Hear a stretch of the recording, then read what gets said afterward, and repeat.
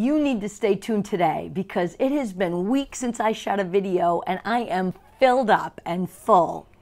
I lost my dad 3 weeks ago and I have things to share for you from an 83-year-old at the end of his life. It's going to change your life. I always talk about the brain, but today it's all about the heart. My name is Renee Teller. I am a life strategist, a serial entrepreneur, and I love to serve and help people change their lives and have amazing lives.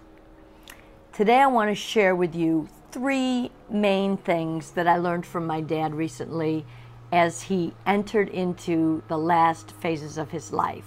3 weeks ago, he went to heaven, and I'm happy. I'm happy for him because I know where he is.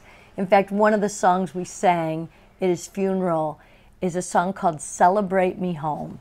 He so wanted to go and be at peace. But before he did, he spent the last 3 months of his life right here with me. His room is right over there. This is the veranda that he spent so many times sitting in this chair, just taking in and filling up these last days of his life. And I want to share that with you today. I want to talk to you about why tears are the bomb, why tears are great, why it's really awesome to cry. And my dad has words of wisdom that I want to share with you. I want to teach you why it's so important to follow your heart in life, why you better do it or else. And lastly, I want to talk about how do you balance your heart with the brain that I always talk about. But the first thing I said that I want to share is why tears are the bomb. You know, recently I came across a quote from Leonardo da Vinci. Well, Leonardo da Vinci says, "Tears come from the heart and not the brain." I love that quote. Tears come from the heart and not the brain. You know, babies, it's like one of the only ways they have to communicate, right? They cry when they need something. It shows what's going on. It's a form of communication. One definition, wordless overflow that demands release, right? Tears are this emotion that comes up that is beyond words, right? And it just flows right out of our bodies. But here's the thing with my dad. In these last 3 months that he was here, I think he cried every single day. He had these tears and he would start apologizing to me like, "I'm sorry I'm crying, I'm sorry I'm crying, but I'm really happy I'm crying because my whole life I wasn't able to cry." And I thought, that's kind of funny.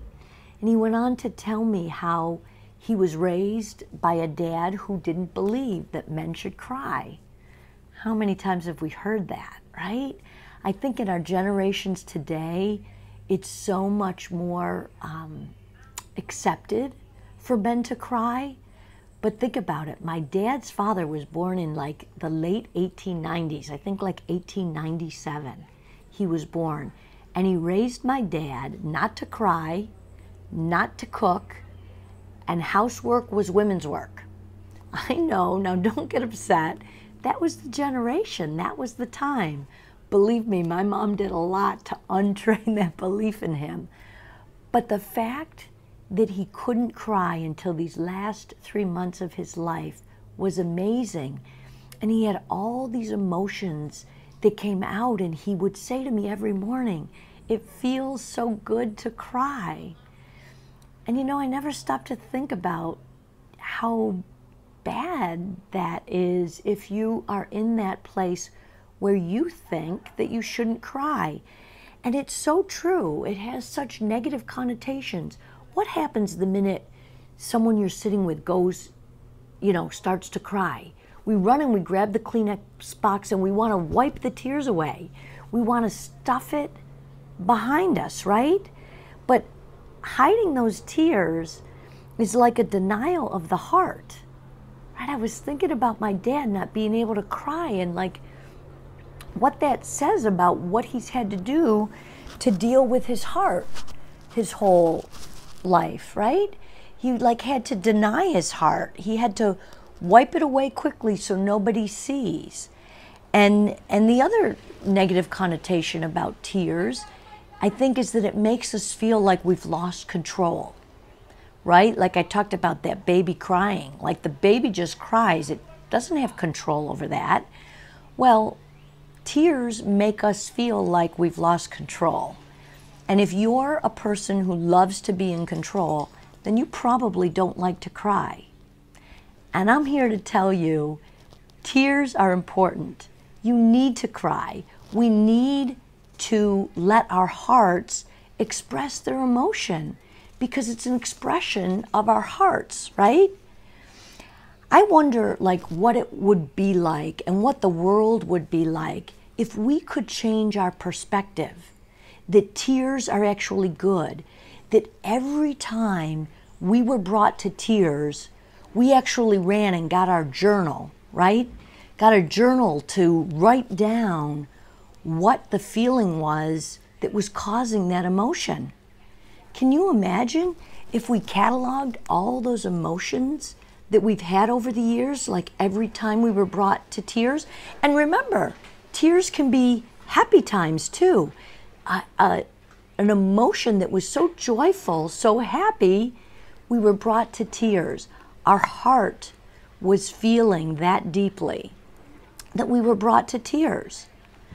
So I know I, for one, am going to re-look, after spending these months with my dad, at my tears and what they really mean. You know, I have three things I want to share with you about why I say we should look at tears as a good thing. Number one, they represent our battle scars. They represent things that we've endured, things that we've survived. They represent who we are. The second thing is, tears speak the truth like nothing else can.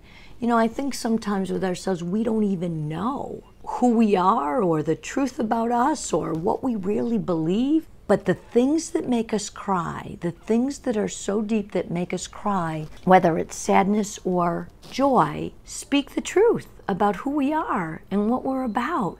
And don't you want to know who you are and what makes you tick? I know I do.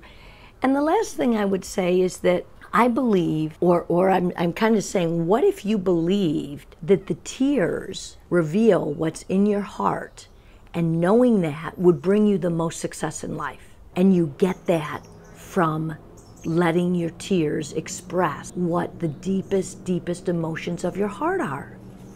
Wouldn't that be cool to be able to write that down? And that knowledge of your heart reveals who you are, what your purpose is, and how you can best serve the world. These things that are inside of me, like why I do what I do right now, which was born out of my mom's cancer, those deep emotions are how I can best serve the world now. What I went through with her journey is why I do what I'm doing today, why I love to teach you about health and taking care of yourself and learning about yourself and learning about what's important in life. So the second thing I wanted to talk to you about that's really important about your heart versus your brain is the importance of following your heart. I don't believe that any of us can be truly at peace and happy with ourselves if we don't follow our heart. I don't know about you, but have you ever been really compelled to do something, really feel like there's something you're supposed to do, and then your brain takes over and says, you can't do that. What are you, crazy? But you know in your heart that you're supposed to do it. You know, fear and discouragement will rob your heart of what it is you're supposed to do, right? Don't trust your own assessment. Don't trust your brain telling you what your heart is feeling, what brings you to tears. Remember what I said, those tears are the truth. And what your brain is going to do is it's going to protect you because it's probably something that you haven't done before. Don't listen to your logical assessment when in your heart and what brings you to tears is compelling you to do something. The second thing I want to say is, remember, when you talk yourself out of something, when you let your brain tell you that you can't do it and you listen to that brain, you're very likely saying that you know better than God. Because I believe that our hearts are where our soul and our spirit resides, right? That's where our emotion comes from. That's why those tears are so beautiful and so special. And in that heart and in those tears lies the truth and our true purpose. And when you talk yourself out of going after something that you're compelled to do, you're basically telling God that you won't do it and you know better than He does. I don't know about you, but there's one thing I know. There is somebody bigger and more knowing and more powerful than me, and I don't want to go against Him. So don't allow that to happen. And the third thing I want to tell you about following your heart is don't always listen to others. Don't always listen to their assessment of what makes sense.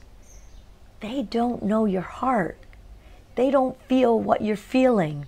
They don't have tears for the same thing that you have tears. Those people who are telling you not to do something aren't being mean. They don't know. They don't share your heart. The heart is what makes us so individual and so wonderfully made and so special in and of ourselves.